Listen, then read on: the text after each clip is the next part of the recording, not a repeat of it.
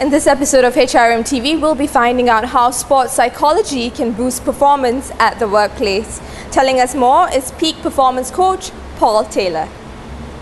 How is employee health linked to productivity at the workplace? Well, it's really two parts to that. I think everybody is very aware that absenteeism is a problem for productivity, and there's very, very strong links that we've known about for decades between health risks and absenteeism.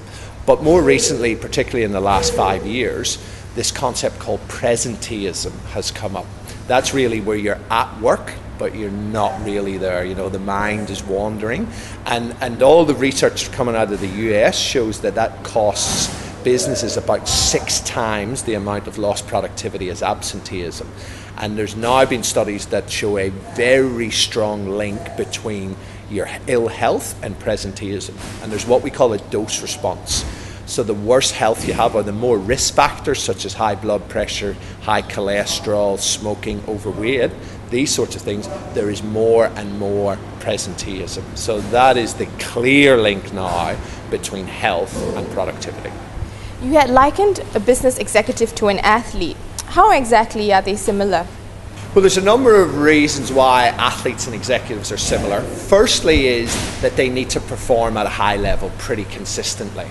And then secondly is that they need to be able to deal with stress. And it doesn't matter whether the stress is physical, whether it's mental, or whether it's emotional. When you look at the physiology of the stress, it is exactly the same. So it doesn't matter the source, the impact on the body is the same. And we look at if an athlete trains too hard, it's called overtraining. And if an executive works too hard and doesn't recover effectively, it's called burnout. Actually, when you look at the physiology of those two conditions, they are identical. And lastly is recovery. We've realized now with athletes that all of the increases in performance in the last 5 years hasn't necessarily been through training methods, it's more through effective recovery. And with executives, it is particularly key that these guys recover effectively, because if you look at athletes, they perform about 10% of their time and train about 90%. With executives, it's spun the other way around. So it is really important that business executives take some of the traits of elite athletes and elite performers and apply them to their own realm. What are some simple steps that managers can take to help their employees manage stress and achieve work-life balance? Sure. Well, there are a number of simple things that they can do, and then there's more long-term strategies. I think if we look at it, this term resilience comes up, and people want a resilient workforce. And if you look, there's actually a lot of research on how leadership can foster resilience.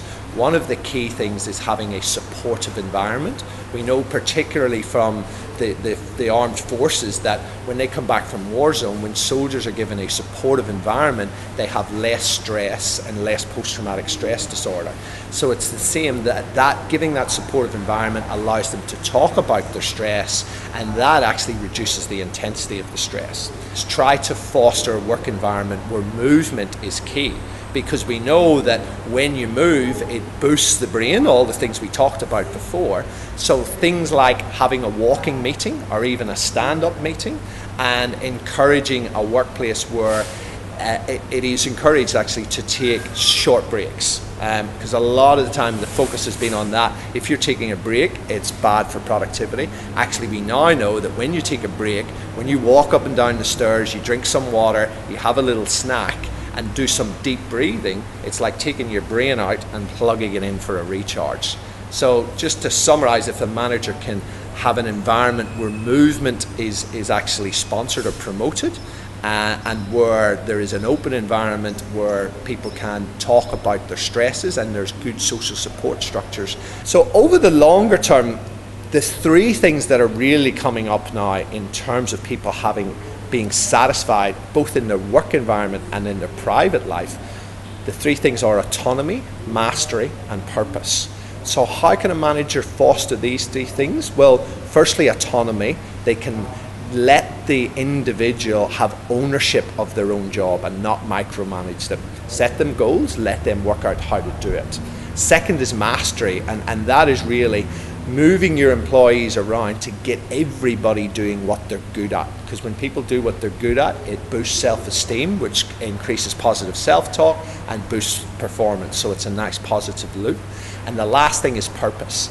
It's really key from a leadership perspective that everybody understands not only the purpose of the organization, the goals and the values of the organization, but also what their role is in it. Because all the research has shown that if you have a purpose behind what you're doing, you can suffer much more hardship and you will do it much more willingly.